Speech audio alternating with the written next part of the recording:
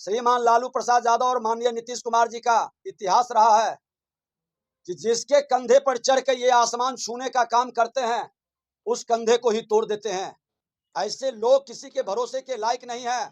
ये अपने nature signature के हिसाब से काम करते हैं, अपने स्वार्थ के लिए किसी का भी बलि चढ़ा सकते हैं।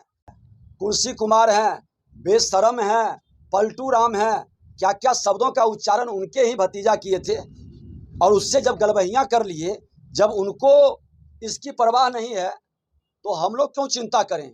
जो व्यक्ति अपने स्वाभिमान को बेचकर सत्ता और कुर्सी के लिए समर्पण कर दिया, सिद्धांत को छोड़कर सत्ता कुर्सी के लिए बिहार की बर्बादी को, जंगल राज को जनता राज बता दिया और वो जनता राज नहीं गुंडा राज में परिवर्तित हो गया, ऐसे व्यक्ति के बारे में अब कोई भी आप सकारात्मक कल्पना नहीं करिए। एक को प्रधानमंत्री बनाने का सपना दिखाया गया, दूसरे को मुख्यमंत्री बनाने का सपना दिखाया गया। प्रधानमंत्री का सपना कांग्रेस ने तोड़ दिया। अब उनको लग रहा है कि कम से कम मुख्यमंत्री बने रहे, और जिनको मुख्यमंत्री का सपना दिखाया वो बेचैन हो रहे हैं कि किसी तरह से मुख्यमंत्री की कुर्सी अपना लें। और इस चक्कर में दोनों के महत्वाकांक्षा की पूर्ति में बिहार के विकास और घोर प्रशासनिक अराजकता का वातावरण बन रहा है। दो ठग हैं, एक दूसरे को ठग रहे हैं। कौन बड़ा ठग है ये भविष्य बताएगा, लेकिन हमने कहा है कि 2023 में बड़ा स्पष्ट हो जाएगा। एक को प्रधानमंत्री बनाने का सपना दिखाया गया, दूसरे को मुख्यमंत्री बनाने का सपना दिखाया गया। प्रधानमंत्री का सपना कांग्रेस ने तोड़ दिया। अब उनको लग रहा है कि कम से कम मुख्यमंत्री बने रहे, और जिनको मुख्यमंत्री का सपना दिखाया वो बेचैन हो रहे हैं कि किसी तरह से मुख्यमंत्री की कुर्सी अपना लें।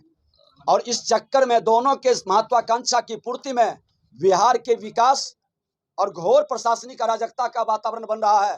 दो ठग हैं, एक दूसरे को ठग रहे हैं। कौन बड़ा ठग है ये भविष्य बताएगा, लेकिन हमने कहा है कि 2023 में बड़ा स्पष्ट हो जाएगा। एनडीए की सरकार से अलग हुई डील के बारे में पूछ रहे हैं। देखिए वो डील पता नहीं उनके पार्टी के लोग क्यों नहीं बता रहे हैं।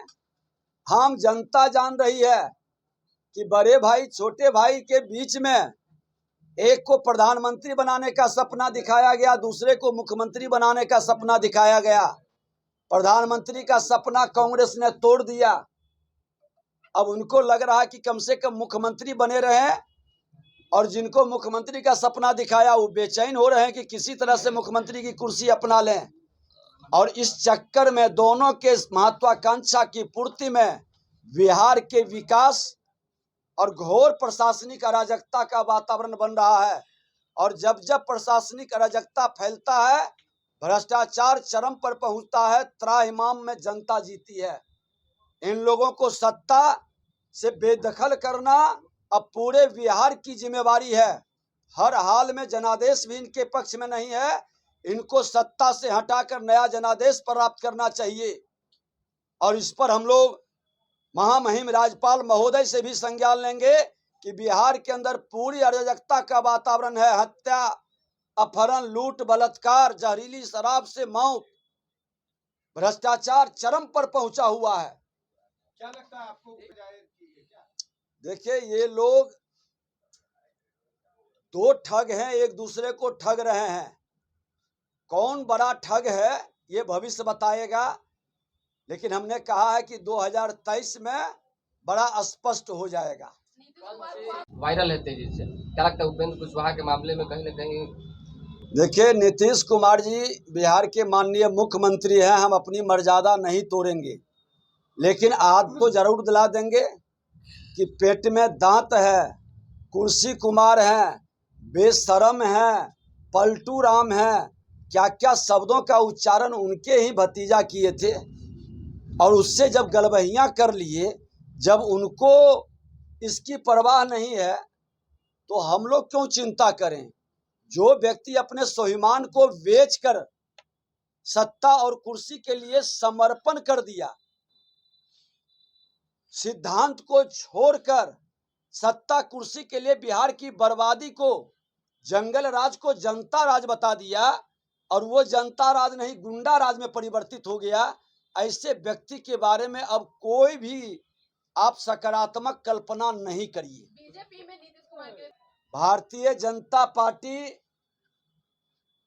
विश्व की सबसे बड़ी पार्टी है और भारतीय जनता पार्टी जो सनातन के संस्कार से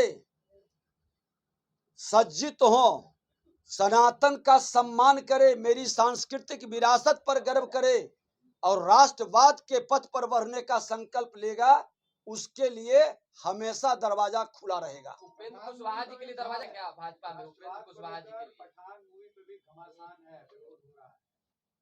अब चलिए, मूवी का तो चिंता वो सेंसर बोर्ड करेंगे। कुशवाहा जी के लिए दरवाजा खाली है अभी। परेशानी नहीं है तो उपेंद्र कुशवाहा पर जी काफी गर्म है आजकल। देखिए, माननीय मुख्यमंत्री जी, बड़े भाई छोटे भाई श्रीमान लालू प्रसाद यादव और माननीय नीतीश कुमार जी का इतिहास रहा है कि जिसके कंधे पर चढ़ के ये आसमान छूने का काम करते हैं, उस कंधे को ही तोड़ देते हैं।